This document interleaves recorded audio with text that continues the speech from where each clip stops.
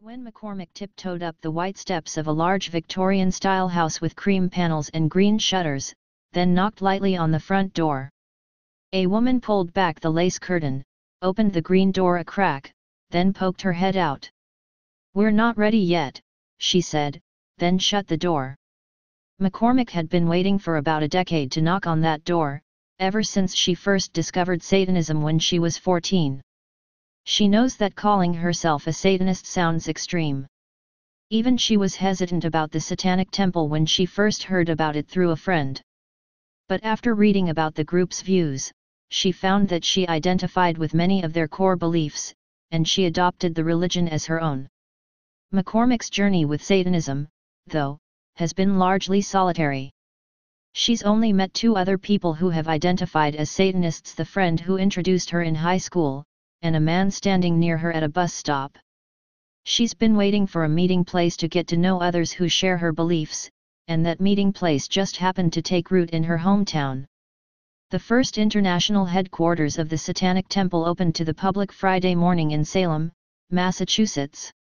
The space, housed within the Salem Art Gallery, will serve as both a gathering point and a place to help the general public learn about Satanist views.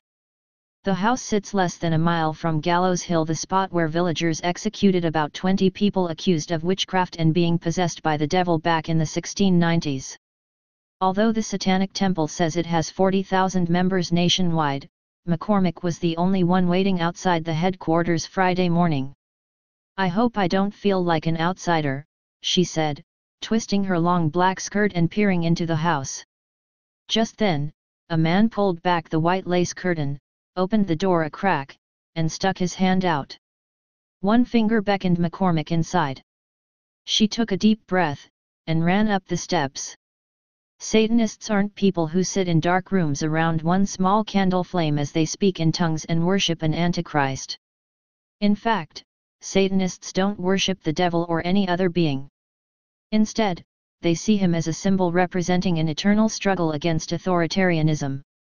Satanists don't believe in the supernatural, but they do preach benevolence and empathy among all people. They're a private group, but choose to participate in public affairs when they believe the issues might benefit from what they call rational, satanic insights. They support women's reproductive rights, local animal shelters, and adopt highway campaigns. They've publicly opposed the Westboro Baptist Church, and, before gay marriage was legalized nationwide, they performed marriage ceremonies for gay couples, which is why the headquarters has a gay pride flag hanging from a second-story window. If it all sounds pretty progressive, that's because it is. But what differentiates Satanists from other religions is their embrace of their outsider status. They also follow 7 tenets, which range from striving to act with compassion to embracing the autonomy of one's own body. Members of the Satanic Temple also advocate for the separation of church and state. The temple made national headlines last year when it unveiled a behemoth 7.5 foot tall, 1-ton, goat-headed bronze statue called Baphomet in Detroit. Baphomet's origins can be traced back to the Inquisition and torture of the Knights of Templar in the 1100s, when the knights confessed to worshipping a heathen idol called Baphomet. The figure is a blend of male, female, and animal traits, and is significant to Satanists because it celebrates contrasts, from its body composition to its 2-fingered salute, which means as above, so below. The temple's colossal Baphomet was originally planned for a spot next to a monument of the 10 Commandments at the state capitol in Oklahoma City. Soon after the temple announced that they planned to move Baphomet to the Capitol, Oklahoma's Supreme Court banned all religious displays on state property, including the 10 Commandments statue.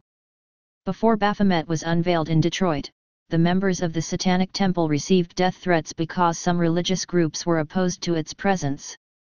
The Satanists didn't anticipate that type of response in Salem, a city which, despite its past, is now religiously tolerant, and home to witches, pagans, Christians, and more. The irony that a town which once executed people because of alleged ties to Satan will now be hosting the headquarters of the world's largest satanic organization is not lost on us, the Satanic Temple's spokesman, Lucienne Greaves, said in a statement released before the opening. The fact that we have a home in Salem is a testament to the progressive mentality of the people there, and the local government's support for plurality. Even so, the Satanists took extra precautions for the opening of their headquarters. They put bars over the first-floor windows, and installed a surveillance system and security cameras. They felt the extra precautions were necessary because the headquarters is now home to Baphomet, who resides inside a shed on the property. They decided not to hold a grand opening ceremony so they wouldn't draw extra attention to themselves. Instead, the doors were quietly unlocked at 11 a.m. so guests could come inside. It was the first time they were inviting the public to visit them in their first ever public space. They weren't sure what or who to expect. McCormick introduced herself to other Satanists, and made her way through the unadorned rooms in the house. Only the first floor of the two-story residence was open to the public, and visitors entered through a backdoor gift shop, where many Baphomet statues and sweatshirts emblazoned with 666 were sold. The gift shop also sells $12 entrance tickets, which allow visitors to view both the galleries and the Baphomet monument in the back. Inside, it was as if the temple members had swept in overnight to hang the exhibition works on the stark, white walls and frame the windows with blood-red curtains. The hardwood floors creaked, and, above the windows, there was a bat-winged motif, which, though fitting, was left over from when the house was a funeral home, only contributing to the eerie vibe inside. Just minutes after the doors opened, a dozen or so staff members paced around the first floor with their hands behind their backs. They wore all black, many with chains hanging from their pants or skirts, with piercings dotting their faces. The Satanists smiled often, but kept drawing back to the windows as though they felt that, at any moment, a loud protest might break out in the parking lot. The property was donated to the Satanic temple by a benefactor last year, but the temple will now pay for upkeep. Although the members hope to eventually host weddings, film screenings, lectures and, perhaps, pet funerals, their main focus is currently on the art gallery. I hope if people are coming in here for the first time, they're coming in here with an eye toward the art exhibition, Greaves said as he looked to the works hanging on the walls. Since the religious construct of Satanism doesn't believe in the supernatural, we turn to literature and art as icons for deeply held beliefs. And not all exhibits will be dedicated to things that are overtly satanic. But the opening exhibits were clearly devilish. Greaves says they chose to feature works by Mark Porter, the Baphomet monument sculptor, and Chris P. Andres, a Mexican-American artist who drove all the way from New Mexico for the opening. It's daunting to have this responsibility within a philosophy, Andres said of his works being showcased in the gallery's first exhibit.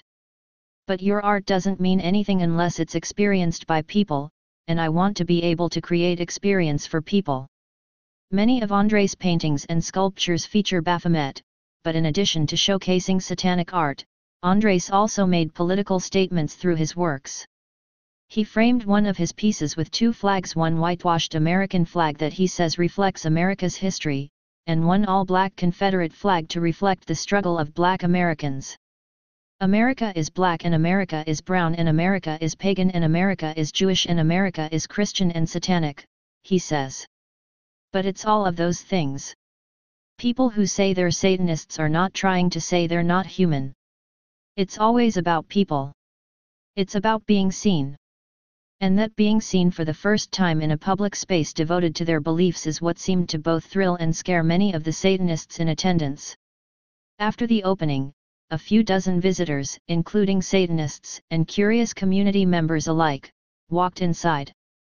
Rather than greet their guests, the Satanists waited for visitors to approach them.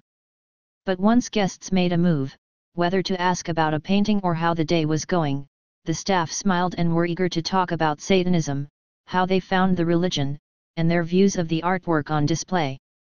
For McCormick, the headquarters is everything she dreamed of. She's spent most of her life reading the Satanic Bible on her own, and watching the members' public movements from afar.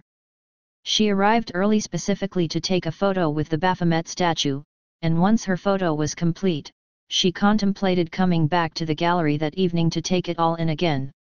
It's kind of like when I was younger and going to church, she says. It's a place where you can spend time with people who share your beliefs, but, in this case, the beliefs are ones that are true to me. She, like many Satanists, has been misunderstood. But in the gallery, McCormick was not afraid to be seen. She belongs.